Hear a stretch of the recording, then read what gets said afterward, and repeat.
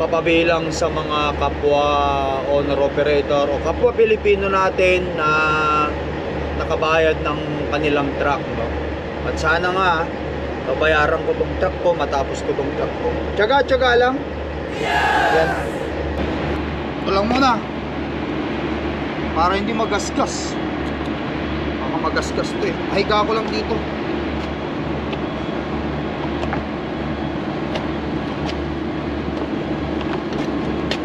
Yan. Yan lang muna. Pahiga muna natin ganyan yan.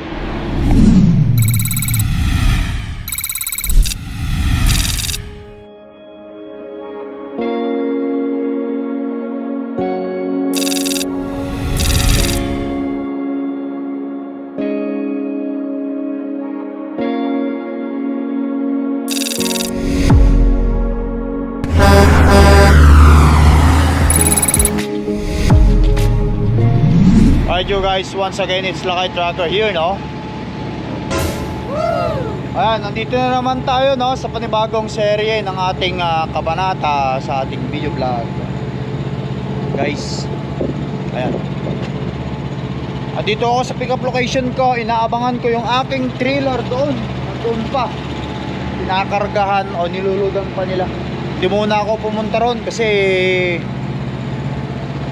inaano ko yung oras ko ng driving hours ko. Kaya may pagkakataon akong kalikutin ng truck. You know what I mean? By the way guys, no, thank you for watching.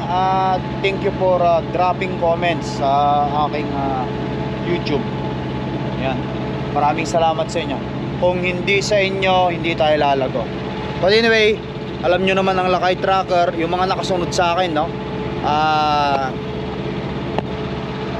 Kapag lalago ako, hindi naman ako madamot guys. Nagbibigay ako ng ayuda, munting ayuda. Nung umuwi kami sa mga nakasubaybay kay Lakay Trucker nung umuwi kami talaga sa Pilipinas. Di ba, nung umuwi ako sa Pilipinas, nagbigay kami ng ayuda. Nagbigay ako ng ayuda sa kapwa Pilipino natin doon. Yan. Ay lang, kapag may kunting blessing tayo natatanggap, sinishare natin sa kapwa nating kababayan natin. Kasi kamang tugtan, isang bagas, isang tapos ito, oh. Thank you. Sino lang.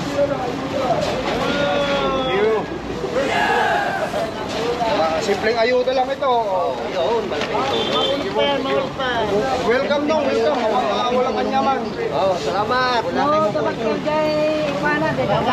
Bakay, thank you sa support nyo sa Lakay Trucker. Hindi man malaki pero guys, sa totoo lang, meron akong heart, no? Meron akong heart sa pagtulong. Yun lang ang meron ako. Kung may maliit akong ayan, konti na blessing, sinishare natin yun. But anyway, at least kahit paano lang dyan kayo, para sa ganun palaguin natin ang YouTube channel ng Lakay Trucker, para sa susunod na pag-uwi namin, magbibigay ulit tayo ng ayuda sa mga tropa natin dyan. Yan. Para sa mga nakasunod, sino ba nabigyan dyan? Sino ba nabigyan ng munting ayuda nung umuwi kami? Yan, para sa hindi nakapanood nun, pumunta lang kayo sa home ng aking YouTube channel. Makikita nyo na yon, namigay ako ng ayuda yon. Makikita nyo na agad yon sa unang video. Walang doon. Hindi yung sa pinaka basta yung sa home, makikita mo home, merong hanapin nyo yung ko doon. Namigay ako ng ayuda sa mga kapwa Pilipino sa Pilipinas. But anyway guys, ito, check natin ang engine oil. Kunin ko lang yung check natin ang engine oil kasi kanina pa tayong rito nag-aantay din naman. Lumamig na ito, bumaba na yung langis niya, kaya pwede na natin check.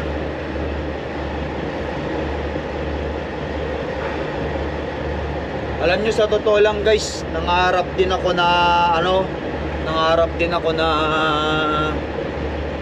papabilang sa mga kapwa owner operator o kapwa Pilipino natin na nakabayad ng kanilang truck, no? At sana nga babayaran ko tong truck ko, matapos ko tong truck ko. Tiyaga lang. Yan. Kasi wala naman tayong ibang skill nga kundi mag-drive na lang ng truck. Kaya yun, pagbubutihin na lang itong ganitong klase ng trabaho. At baka sakali naman na balang araw umasenso-asenso tayo. Kasi ang hirap ng buhay guys eh, sa totoo lang. Kaya ating dapat na pagyamanin kung ano meron tayo. Pero alam niyo, sa totoo lang, ang mga kapwa natin, ito real talk lang tayo Mag-uusapan natin yung mga bagay-bagay minsan. Huwag nyo lang sabihin chismisan na naman to, marites na naman to. Alright. Ito, pudpud na iba yung kain ng aking gulong Ay bago mag-winter siguro nito, magpapalit na naman ako ng gulong guys. Anyway, tuloy natin yung kwentuhan natin habang kinakalikot ko ang truck. Wow! So totoo lang guys, kapag tayo umangat-angat, may mga taong naiinis sa atin. So totoo lang. Alam ko guys, sa inyo, na-experience nyo rin yan sa inyong mga personal nyong buhay. Hindi, posibleng hindi nyo na-experience yan. Totoo yan. Kapag yung isang tao umangat, iba yung niya, yung style nila, sisiraan ka. Totoo yan. Huwag niyong sabihin hindi. I'm sure lahat tayo nakaka-experience ng ganyan. Real talk lang. Totoo naman talaga yun. Kaya yung mga klase ng mga taong toxic, you know. Imbis sana na guys, lambot to imbis na sana magsuportahan, hindi. Ang mangyayari niyan, ida-down ka pa talaga nila. Hindi mo na talaga maiiwasan yun kasi ganyan talaga ang realidad ganyan ang ugali ng ibang Pilipino. Hindi ko linalahat ganyan talaga yan.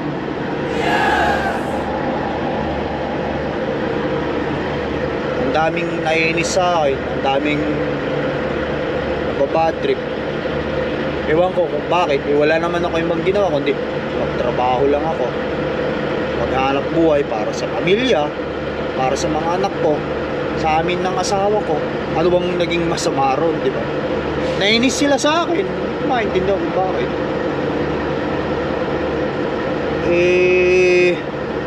Hamak lang din naman akong isang nangangamuhan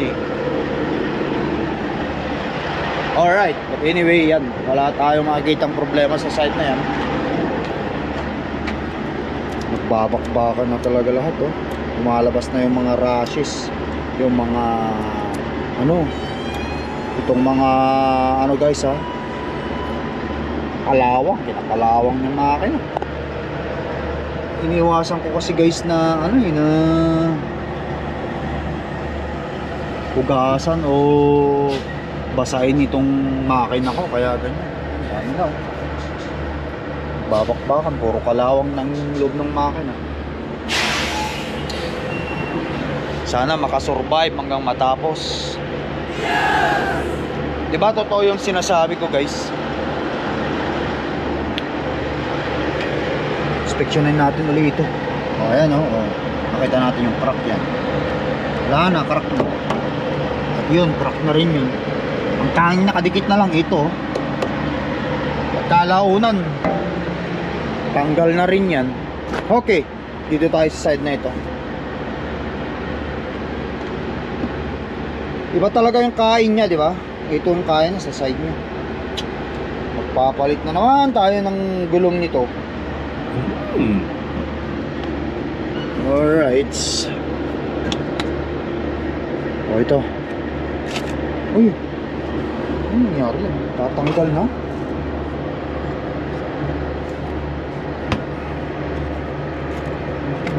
Nababali na to.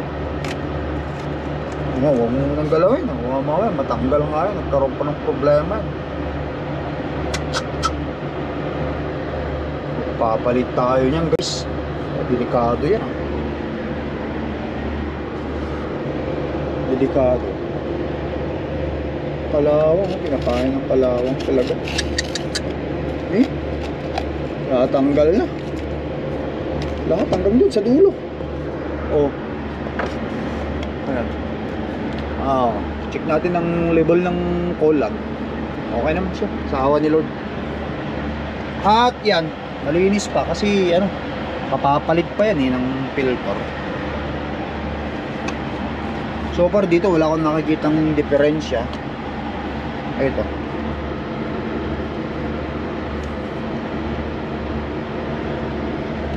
Baka mamay pagdating ng panahon malapit na pala ito ano. Ulan ko malapit na naman palang magagasgasan, mapupudpud na. Darating ng panahon ito. Darating ng panahon ito guys. Matatanggal na ito na yung bumutok ito dati kasi nagrarab dito sa bakal na to. Kapag katagalan nito, hindi ko makita maigi ito. Ititirik na naman niya ako nito. Ay, siya. Ayan, pagka nakaluwag-luwag tayo luwag tayo, papalitan na natin. Numinipis na rin ang numinipis yung ilalim Kaya kailangan talaga minsan kinakalikot yung mga ayun malalim na brad. Nakita nyo? Nakita nyo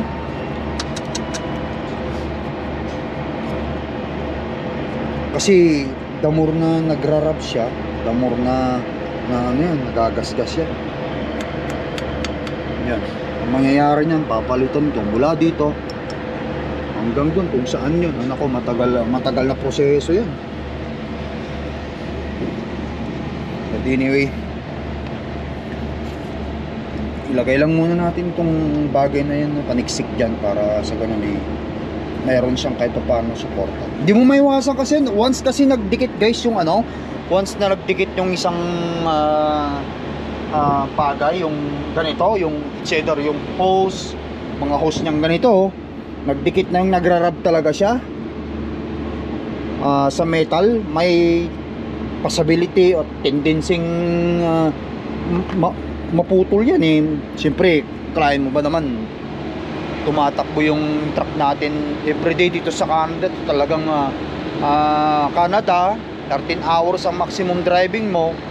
Let's sabihin mo ng 100 km per hour ang takbo mo 1,300 km ang matatakbo mo sa isang araw. Mahaba-haba yun. So everyday yun, siyempre kung per miles tayo, nagtatrabaho tayo, the more na tumatakbo ka, doon ka kikita.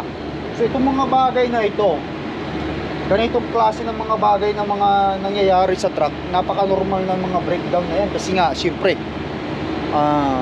overuse o nagkakaroon ng overwear, di ba? Tsaka isa pa, yung ating karsada, minsan lubak-lubak. Dapat na natatagtag na ganyan, nagkakaroon siya ng kiskisan. Pag nagkaroon ng kiskisan, ayun. Kaya kapag may pagkakataon, silip-silipin natin yung unit natin. Ayan, para pagka napansin mo na, ipagawa mo na. Yung hindi mo makita sa loob, well, wala tayong magagawa. Kundi antay mo na lang mag-breakdown at saka mo na lang itakbo o tumawag ka na naman ng gagawa. Ayan, nandun na naman yung maintenance. Siyempre, owner-operator tayo, sa atin yun. Ganon din, kung company driver, siyempre, wala naman silang magagawa. Kung breakdown sila, itatawag lang nila, walang gastos. Siyempre, sa company yun. Ganun yun kasi company driver nga sila. Parehas lang kayo na matitingga. Siyempre kahit yung company driver na tenga yan, na breakdown yung sakyan, tenga rin yan kasi hindi nga tatakbo yung truck. Ganun lang kasimple yun guys. Pero sa totoo lang, okay naman dito, wala akong nakikita ng hindi maganda-ganda. Okay, ano ba meron dito? Inspeksyonin natin.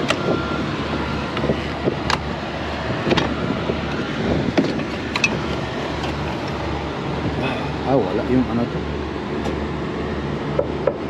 exhaust ko yan.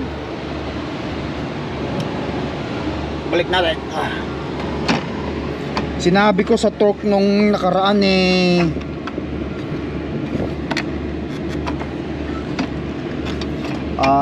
ano yun nila itong truck ko, hugasan nila, hindi naman nila inugasan. Sabi sira daw yung hose.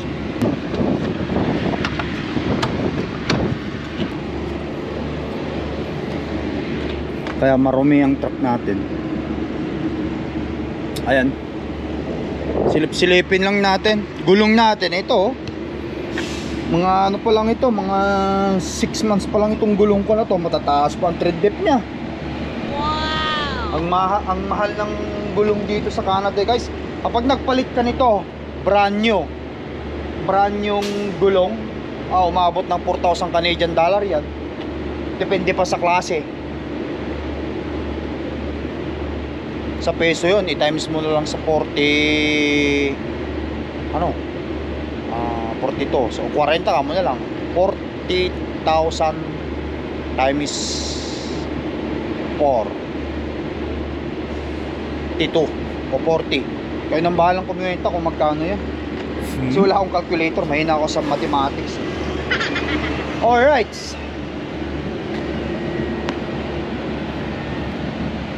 ito pa yung isa kong napansin dito guys, oh. Natatanggal na naman nga ito. Isa rin itong natatanggal. Ito, oh. Natanggal. Oh, isa na lang ang nakakabit din dito. Ito.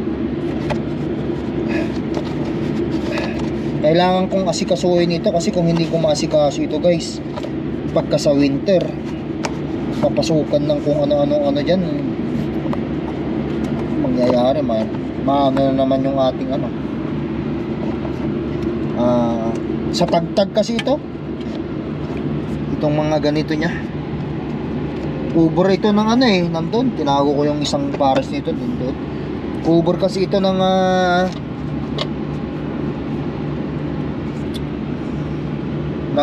ilaw dito kapag ka winter kailangan mong makuburan niya, kasi kung hindi mo makuburan yan, ang mangyayari, wala, pasukin lang ng isno.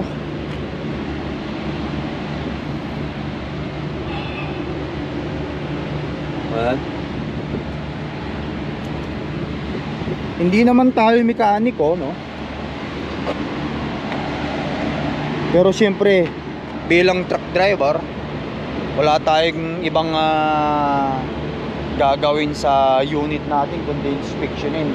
Yung mga visual inspection lang naman, hindi mo naman kailangan silungin doon kasi kapag ka sa safety, ginagawa na nila yan kaya nga binabayaran mo sila Wala na, tingnan natin. Yun.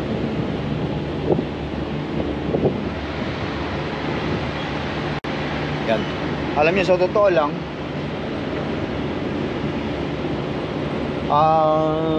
isi-share ko sa inyo minsan ang pinagkaiba ng ang owner operator at saka company driver. Siyempre alam nyo, ang company driver, baba muna natin dito yan.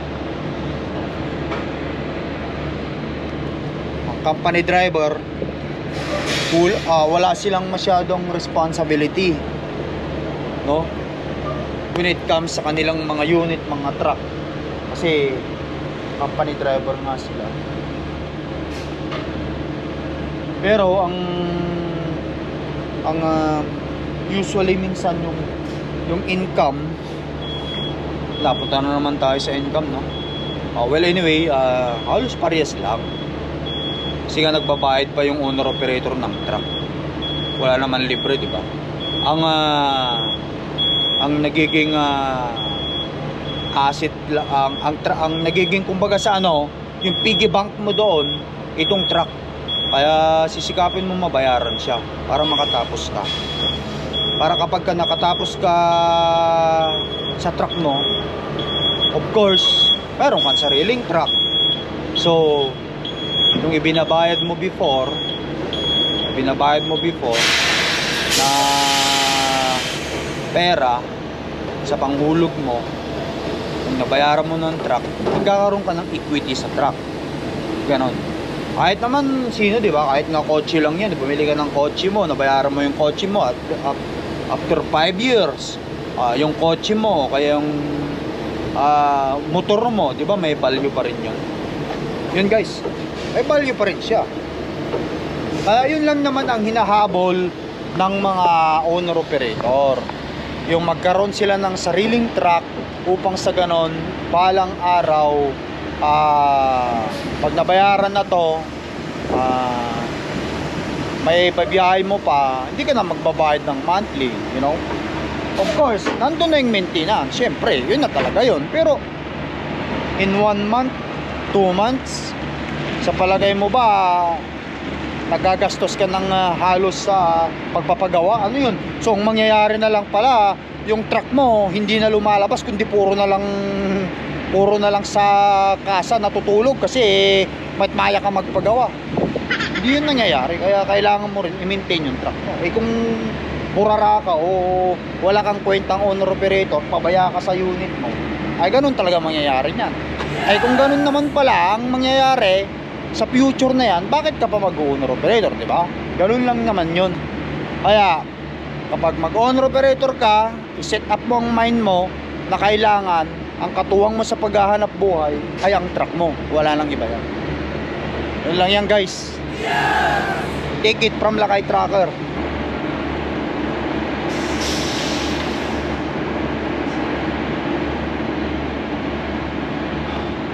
Ito lang muna para hindi magasgas.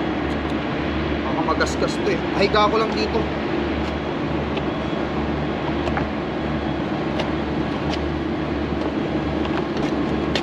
Yan.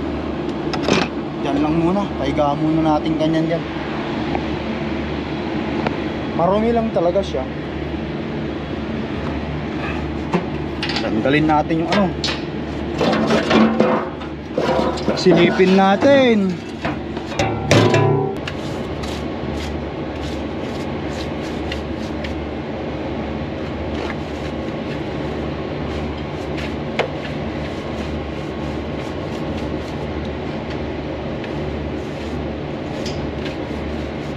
Kailangan kong malinisan ito guys. Kailangan may pang ano, yung pang battery solution na panglinis dito. Kasi importante ito eh. Mahal pa naman ang battery pagka ano.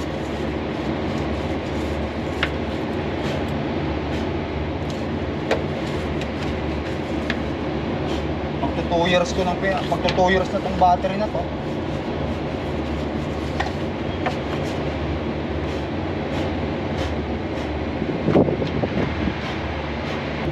Paano naman, marumi lang siya pero wala siya yung tipong ano, corroded. Silip-silipin natin dito kasi katulad nito, no guys, oh, nakita natin, oh, puputasin niya to eh, oh, pagka ano hindi mo makakita yan, putasin niya yan. Tulad nito.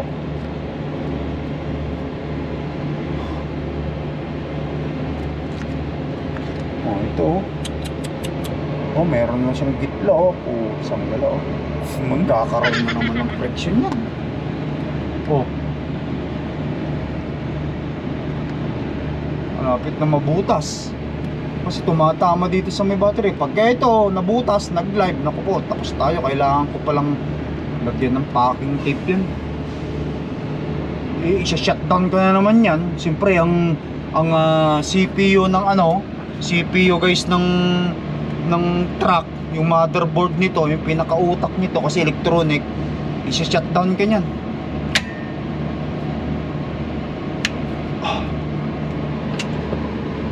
Saan kaya ako makakakuha ng tape nito? O kaya lalagyan ko ng something dito para sa ganun, ano,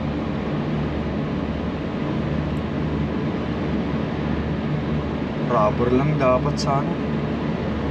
Ganyan. Gagawan ko ng paraan. Lalagyan ko ng ganito para lumayo siyang ganyan. Yan. Dito yan. Doon yung isa.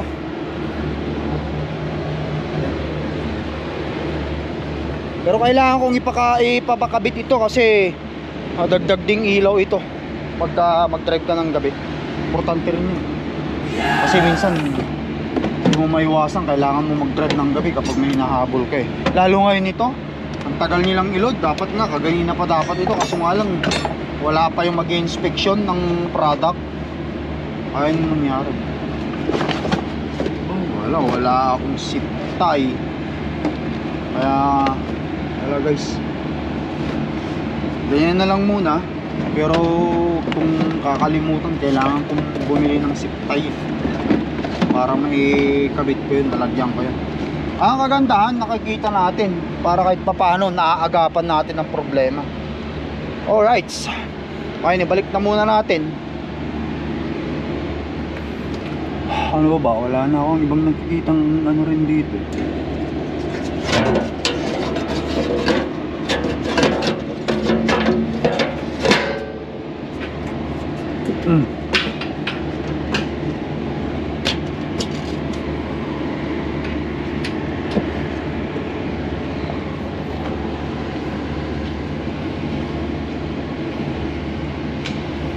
Mga ito dapat nade-drain to minsan-minsan eh. Yun. Itong airlines natin, itong mga ano natin, air pressure, oy basa. Kailangan kong ano, pucha. Kailangan talaga ito. Yung kailangan kong ano, kuha ko ng ano, pantusok.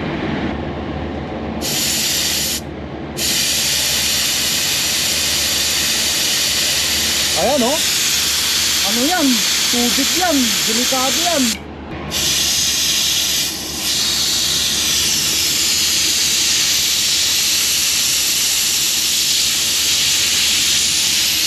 Yung mga ano guys, kapag itinasipti mo to, hindi naman nila gagawin yan eh. Ikaw mismo na ano may-ari ng truck o driver ang gagawa nito. Para na rin sa ano natin, safety natin. Kailangan paminsan-minsan ginagawa talaga natin dito. Ito. Minsan may naririnig kasi ako na parang pag nagpreno ako, kapag ka may narinig kayong ganoon, pag nagpreno kayo, aba, ito na ang problema niyan.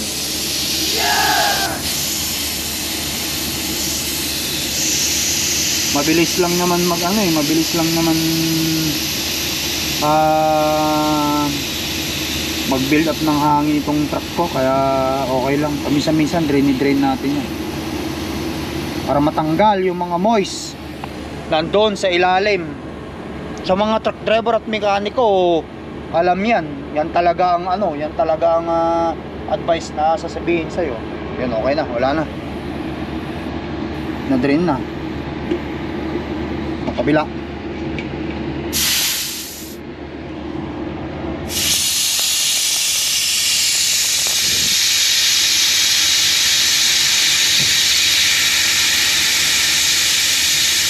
Wala siya kahit paano. Kaya kailangan guys, pagka drainin nyo yung hangin ninyo, dapat patay yung truck nyo para hindi siya mag-build up ng tubig, ng hangin. Kasi kapag buhay yan, wala, hindi yan mauubos.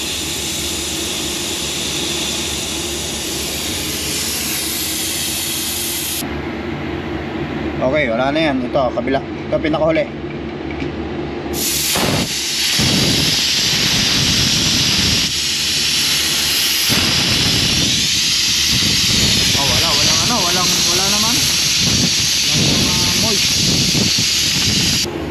Pero siyang basa-basa, okay, kanya basa-basa. Pero not totally na malakas. Meron din meron din siya. Hindi tulad dito kanina, talagang sumisirit eh. Okay. Balik na natin lahat. At least kahit paano ayos natin ang truck. Alright.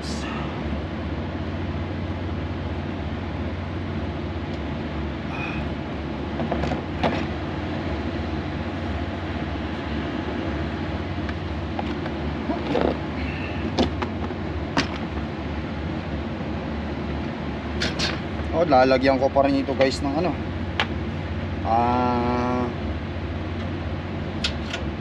packing tape. Packing tapean ko rin ulit ito. Yung ano, yung ginamit kong ano, duct tape. Mas matibay yun. Pansamantala lang muna. Kasi talagang mahirap eh. Mahirap hindi lagyan kasi natatanggal. Konting pagtag, umaangat na. Ito mo, wala na. Maganda.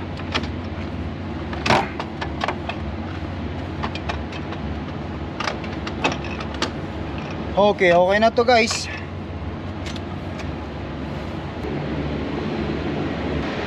Alright. Ka lang muna mga gamit na yan. At pakingtipan ko na lang ito guys. Tapong ko lang yan. Kuha ko ng bagong packing tips since binuksan natin.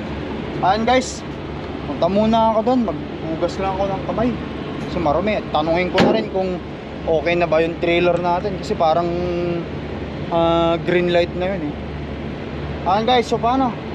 Hanggang sa muli natin pagkikita nyo. Vlogger here, thank you for watching. Ingat kayo lagi dyan ha. Bye bye for now. Peace out.